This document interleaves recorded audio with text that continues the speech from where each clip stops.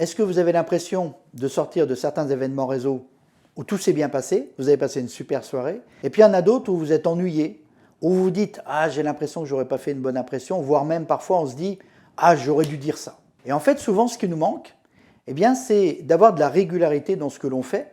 Et je voudrais aujourd'hui vous présenter, dans cette vidéo, 10 erreurs qui sont les erreurs les plus classiques que font les débutants en réseau, mais pas que les débutants d'ailleurs.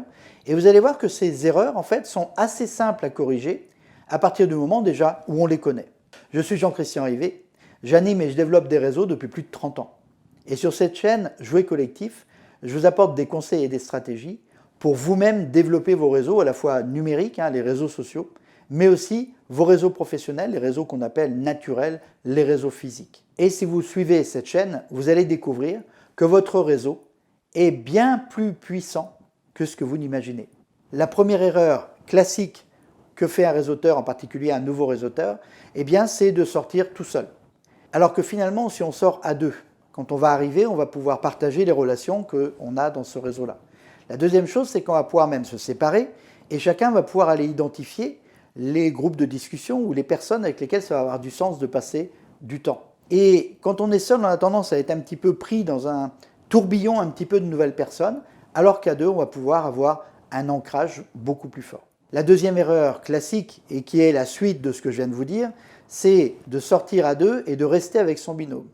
Quel est le souci? Eh bien, d'abord, c'est très facile, effectivement. On va rester avec la personne, donc on la connaît bien, on va continuer à discuter, mais surtout, on va exclure les autres. Parce que qu'est-ce qui se passe quand vous voyez deux personnes qui sont en train de discuter? Vous n'osez pas les déranger. Et donc, vous allez, quelque part, vous isoler des autres personnes de l'événement. Troisième erreur, alors là, souvent, quand on est venu tout seul, c'est de rester dans son coin. C'est-à-dire qu'on n'ose pas trop discuter avec les gens.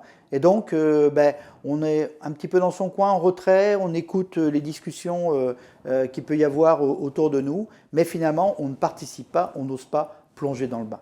La quatrième erreur, eh bien, c'est d'être scotché au buffet. Donc, quand je vous disais on reste dans son coin, là, son coin, c'est le buffet.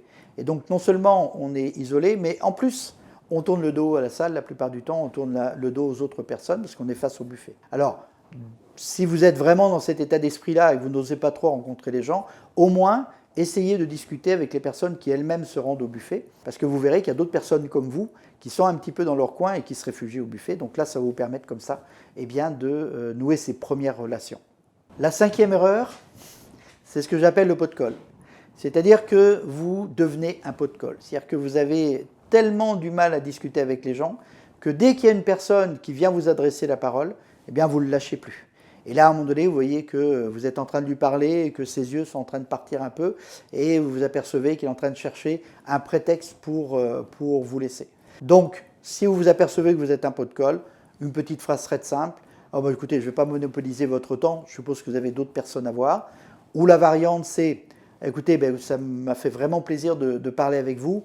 J'ai repéré quelques personnes à voir, je vous dis un peu plus tard dans la soirée. Okay? Donc l'idée, c'est si vous ayez suffisamment d'empathie pour vous apercevoir que vous êtes devenu un pot de colle.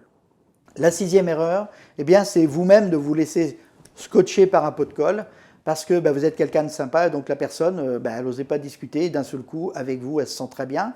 Alors, souvent, c'est un peu notre comportement aussi, c'est-à-dire que comme on pose des questions et on fait des questions de relance, la personne, finalement, elle se dit que ce qu'elle dit est intéressant et donc vous ne pouvez pas l'arrêter.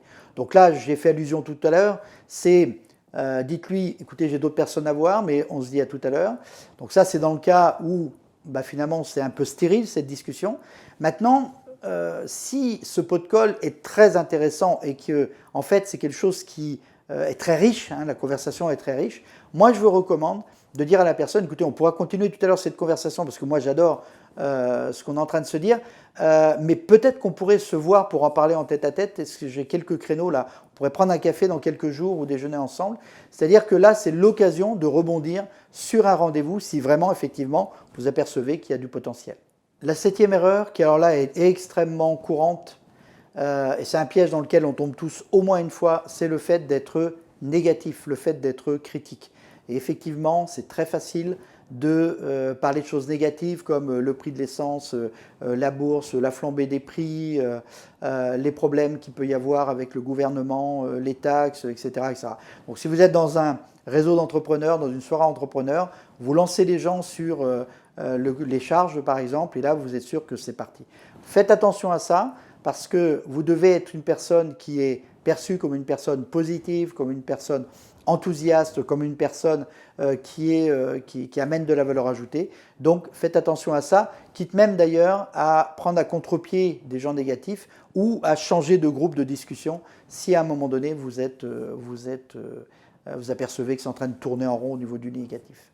Huitième erreur, c'est une variante en fait du négatif, c'est les ragots.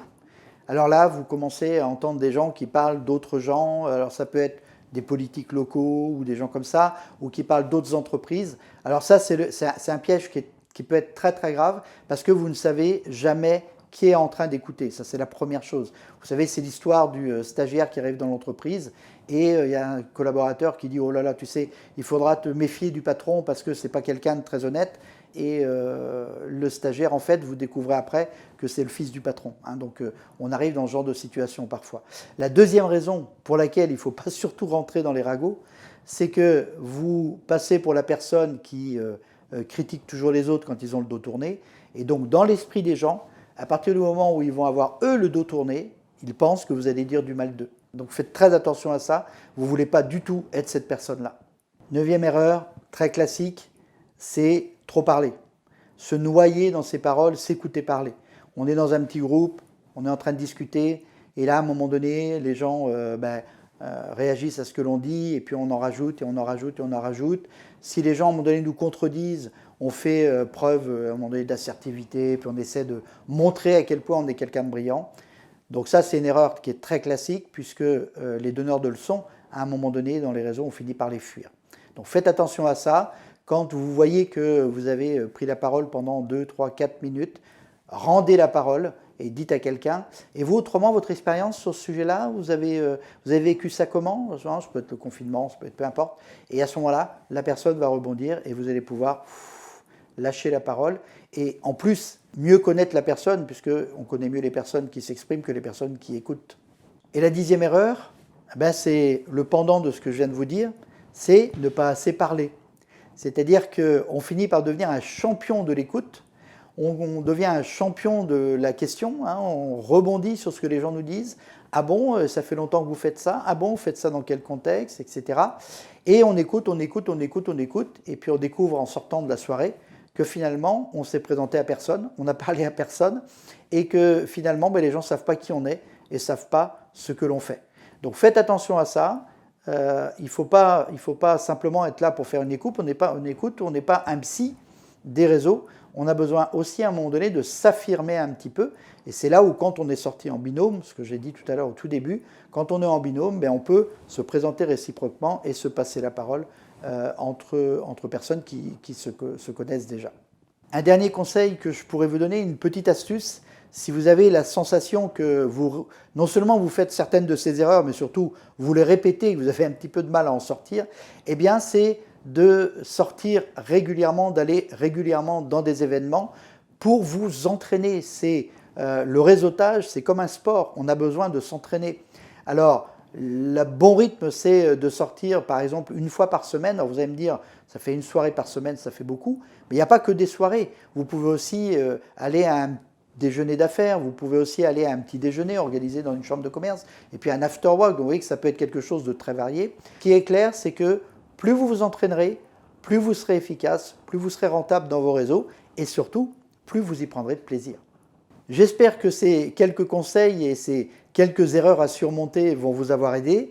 N'hésitez pas à faire un j'aime sur cette vidéo, n'hésitez pas à vous abonner à la chaîne. S'il y a des questions qui restent sans réponse ou si vous avez des difficultés, mettez un commentaire, j'y répondrai.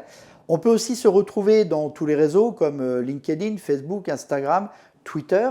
Et puis, n'hésitez pas à aller sur jouer-collectif.com qui est le site qui correspond à cette chaîne sur lequel vous trouverez des ressources gratuites et puis aussi des offres de formation. Je vous dis à très bientôt pour une prochaine vidéo.